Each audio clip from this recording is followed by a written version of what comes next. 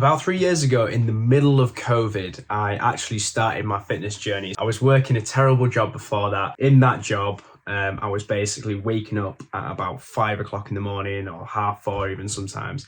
And I was staying up the night before till literally midnight. So I had like 4 hours sleep. And every morning I would go get a McDonald's breakfast that was right next to my work that I used to work at. And this really unhealthy caramel ice latte thing. I gained a shit ton of weight. So I got really fat, super unhealthy, didn't feel good at all, didn't like the way I looked.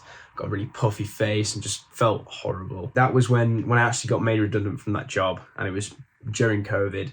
That was when I decided, based on a photo that I'd seen, and I literally thought, wow, you are in really bad shape. You look terrible. And that's what I thought myself. When I was in COVID, I actually had this kind of weird switch where I just started working out. I literally got a bench, some old dumbbells that we've had in the house for a long time. And I actually just started working out. And that's when my fitness journey started about 3 years ago, right in the middle of COVID. I've been lifting now for years, and I really like lifting. I really like lifting weights. I love the gym. I've learned quite a lot over this 3-year period on self-improvement, weightlifting, fitness, whatever. These are some great tips that have been super helpful to me that I've learned. And yeah, I want to give them to you, and hopefully they help you as well. Okay, so one of the most important concepts you need to understand is called TUT, and that means time under tension. And I think this is one of the most important kind of pieces of information that you should have equipped when you are weightlifting, when you're going to the gym, when you're just starting out, is time under tension. Now, what is time under tension?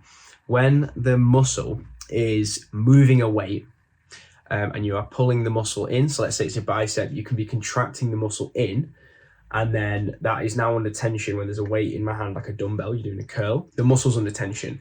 And then when you are lowering that weight as well, the muscle is still under tension, okay? So the muscle's having to work.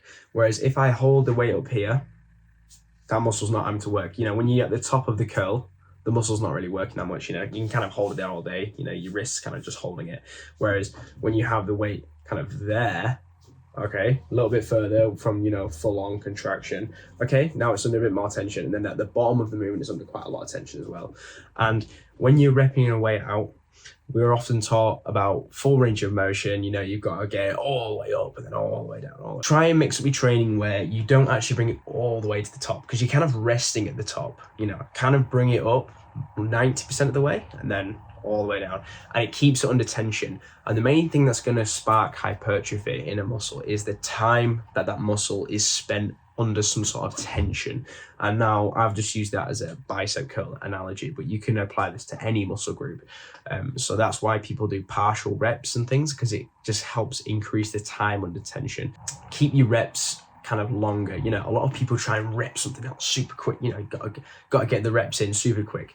Well, I found that it's much more better, and I'm much more sore the next morning if I actually slow the weight down and really control the reps and just focus more on form and execution and doing the movement a bit more slowly than just trying to shift weight quickly, because it increases the time under tension. And I think that is the most important way to build muscle. So that's the first key tip I give you. Drop sets. Do drop sets. When you achieve failure on your last set, so you know, you already know about this by now, but you know, you do 1 set and 2 sets and 3 sets, then maybe you'll do a 4th set where you go to failure. So maybe you've been doing 12 reps on each set, then the last set you're going to just go all out and try and do 15 reps, and maybe you'll get to 13 or 14, and then on the 15th you'll fail. Then what you want to do, you want to drop the weight down on the floor, pick up a lighter weight that is around a 1/3 lighter. So if you're doing 15 kg dumbbells or whatever it is, then go to 10 kg dumbbells. So pick up a weight that's around 2/3 of the weight you were just using, and then try and squeeze in 5 or 6 more reps using that weight.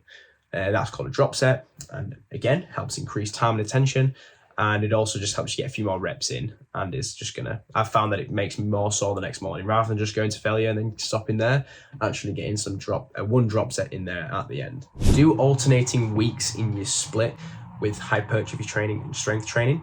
So do 1 week where it's hypertrophy. This means using a weight that you're pretty good with, and you can get between 8 and 14 reps with that weight. And then on the next week, do all your exercises as you did last week, but do them between 6 and 8 reps, so lower reps, and then do more weight, and actually focus on shifting heavier weight on those weeks. Do more strength training. Maybe don't focus too much on time and attention on those weeks.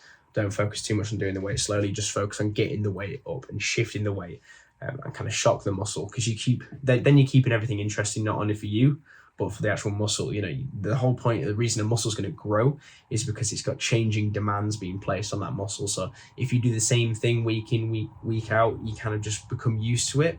Whereas if you do one week where you're repping it out and getting a good pump and high reps, and the next week you're actually upping the weight by quite a bit and doing way less reps because you're not used to that weight, it's going to help with progressive overload, and it's also going to help kind of shock the muscle and demand slightly different muscle fibers to twitch to kind of push a weight up, and maybe get some more of the stabilizing muscles involved as well. This is going to be like less isolation work. It's going to be more compound lifts. And then on those strength weeks where you focus on strength training, focus on progressive overload. So we often get taught about progressive overload, and it's kind of a loose term now, but essentially a lot of people say you can progressive overload through doing more reps and stuff like that, and time and attention. You can increase all these different factors, but by far the best way to progressive overload is just to up the weight.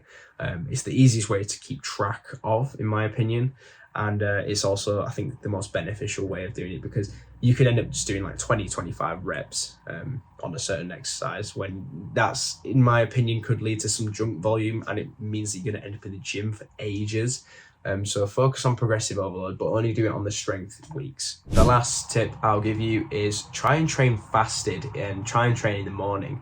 So one of the biggest gym kind of tips I can give you is, because it's helped me a lot as well, is actually getting to the gym in the morning, because I seem to just have way more energy in the morning after going for a morning walk, in morning sunlight, caffeine, and then have caffeine as your pre-workout, and get into the gym early in the morning and try and do it fasted, because I've actually found that if I train fasted, I actually feel stronger.